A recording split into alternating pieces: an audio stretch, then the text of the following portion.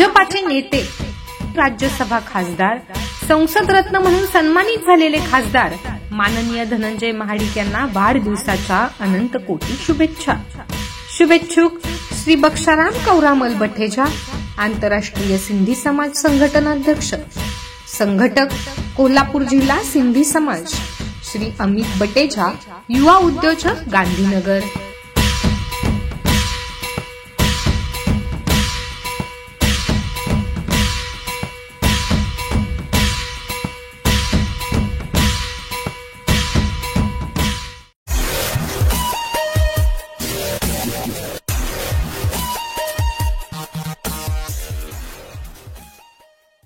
नमस्कार, मी अनिल उपाध्ये. शिवसिद्ध बातमीपत्रात आपलं स्वागत आहे. पाहूया आजची बातमी. बातमी आहे गांधीनगरमधून. करवीर तालुक्यातील गांधीनगर ही पश्चिम महाराष्ट्रातील सर्वात मोठी कपड्यासह इलेक्ट्रॉनिक वस्तू आणि विविध वस्तूंची सर्वात मोठी बाजारपेठ आहे.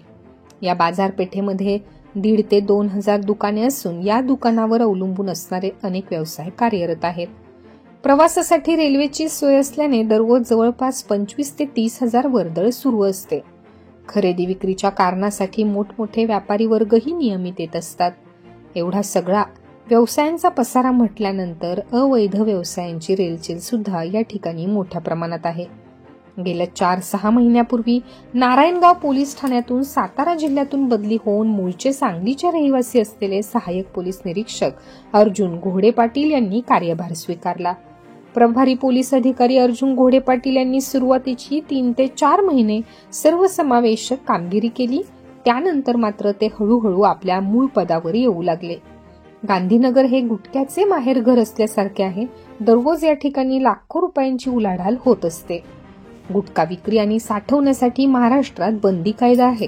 या कायद्याचं अस्तित्व असताना सुद्धा कायदेशीर काम करण्याचे वचन घेतलेल्या अधिकाऱ्याने याकडे सोयीस्कर दुर्लक्ष केले आणि ते सोयीस्कर दुर्लक्ष करण्याचे फार महत्वाचे आहे. विजा नावाचा एक गुटखा किंग नेहमी पोलीस ठाण्यामध्ये पडून असतो. गुटख्यातील अवैध रक्कम गोळा करणे आणि त्याची योग्य ती विल्हेवाट लावणे हा याचा मुख्य व्यवसाय आहे. त्याचबरोबर सिंधी समाजातील पोलीस ठाण्यात आलेल्या तक्रारदारांच्याशी संपर्क साधून सेटलमेंट करण्याची मुख्य जबाबदारी हा पार पडत असतो. सहाय्यक पोलीस निरीक्षक अर्जुन घोडे पाटील यांची गांधीनगरमध्ये वर्णी लागताच हा गुटखा किंग विजाचे तेवर काही औरच वाढले. या अधिकाऱ्यांची सर्व कामे तो करू लागला. साहेबांना पाणी पुरवण्यापासून ज्या ज्या गोष्टींची आवश्यकता आहे त्या सर्व गोष्टी खात्रीने आणि विश्वासाने तो पुरवत असे.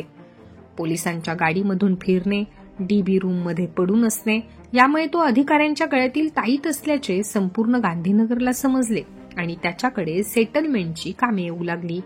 1 महिन्यापूर्वी जिल्हा पोलीस प्रमुखांची गांधीनगर पोलीस ठाण्याची तपासणी होती.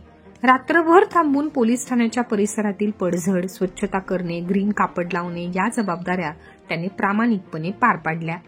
गांधीनगर पोलीस ठाण्याच्या हद्दीमध्ये गांधीनगर, वळिवडे, चिंचवड, गडमुळशिंगी, उचगाव, सरनोबतवाडी, वसगडे ही गावे येत असून या गावामधून जवळपास 2,000हून अधिक पानटपरे आहेत. या ठिकाणी राजरोज गुटखा विकला जातो. प्रत्येक पानटपरीकडून प्रति महिना 500 रुपये देणगी स्वीकारली जाते. म्हणजे महिन्याला 2 लाख रुपये आले म्हटले तरी वावगे ठरणार नाही. यातून काही गरीब पानटपऱ्यांवर दया दाखवली जाते.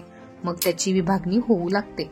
त्यातील काही वाटा पेनामध्ये घट्ट बसल्याने पांढरा कागद निळा होतच नाही. मग तो पांढराच राहतो. हा झाला फक्त पानटपरीचा विषय. पुढे पाहू आणखी कलंकित की निष्कलंकित विषयासंदर्भात बोलत राहू. गांधीनगर पोलीस ठाण्यासंदर्भात काही व्यथा मांडायच्या जर असतील तर तुम्ही गोपनीयपणे आमच्याशी संपर्क साधू शकता. आपले नाव ही गुपित ठेवले जाईल आणि तुम्हाला योग्य तो न्यायही दिला जाईल. पाहूयात उद्याच्या बातमीपत्रात एक असाच वेगळा विषय.